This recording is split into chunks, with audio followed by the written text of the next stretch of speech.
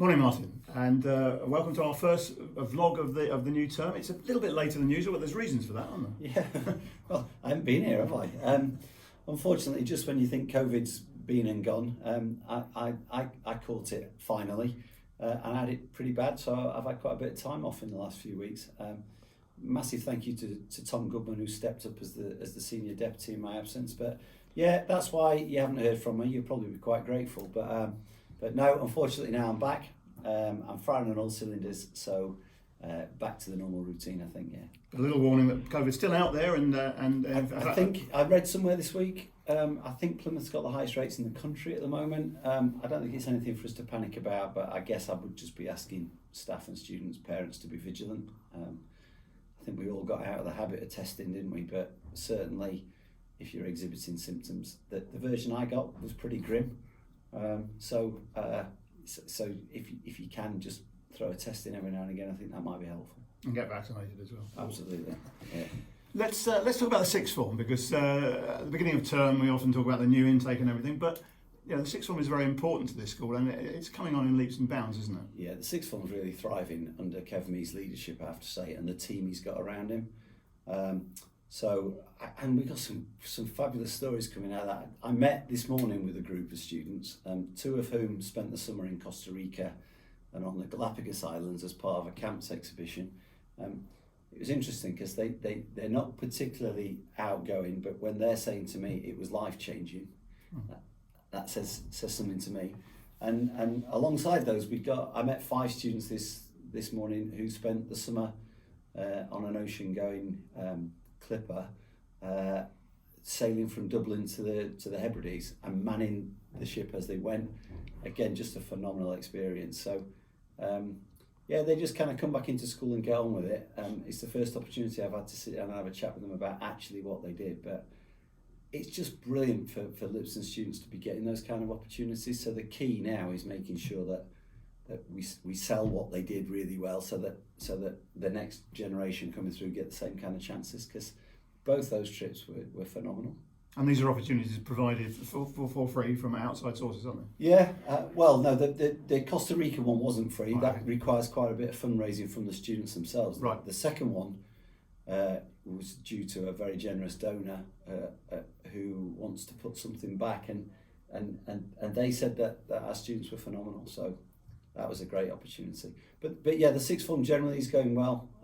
Year 13s have got their first set of kind of mock exams coming up, so it's serious for them. And I think we've got a pretty exceptional group of year 12s who've settled really well and are really bringing something extra to the school as well, so that's great. Brilliant. Let's drop down one level to the year 11s. Year 11s are a big year for year 11s, always a big year for year 11s, isn't it? Well, I'm always positive, aren't I? But I feel particularly positive this morning. So I've talked about the sixth form. Our year 11s have started. Perhaps it's because I haven't been here. Perhaps perhaps that's part of the picture. I don't know. But the year 11s have started really well, and we've got a big team around them. So most of my senior team, in fact all my senior team, have got some responsibility with year 11, with different groups of year 11s. So I don't want to single out the leaders there.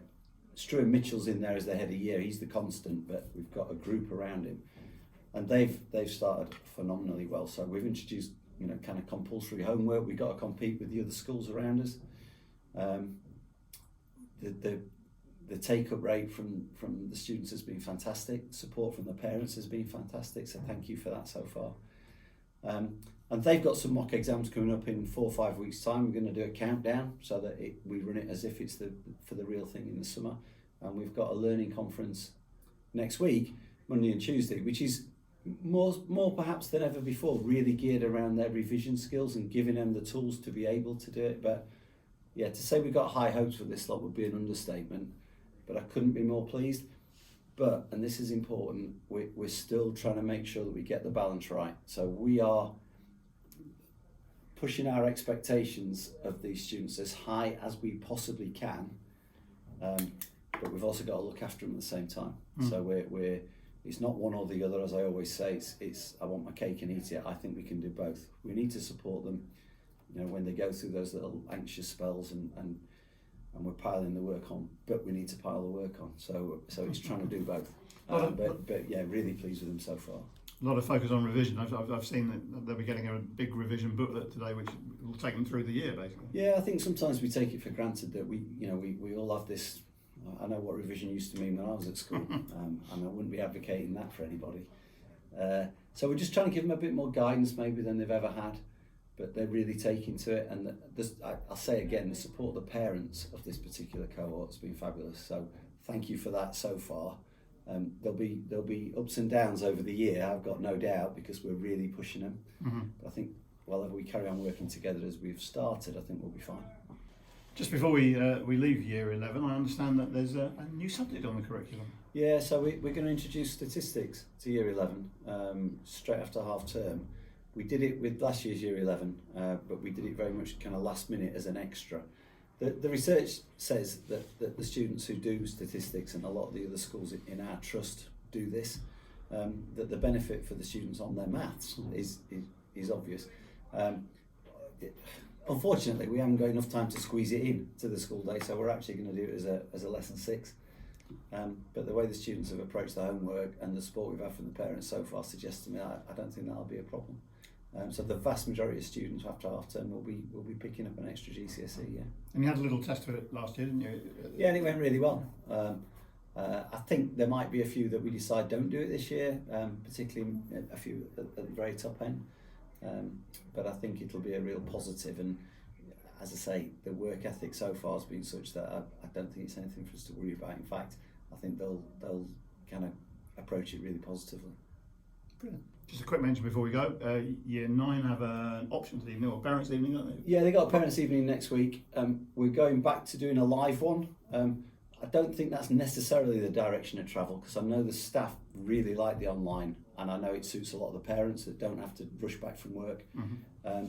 But I won't bore you with the details, but we've had a new management information system put in since September. I'm just not confident enough yet that it will do what it needs to do, and I don't want there to be so many glitches that it takes away from. So we're going to do it in the flesh for real next week, as a one-off, and then we'll see where we are.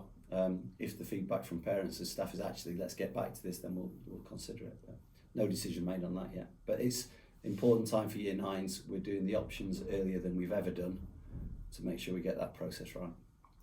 Thank you very much. Thank you.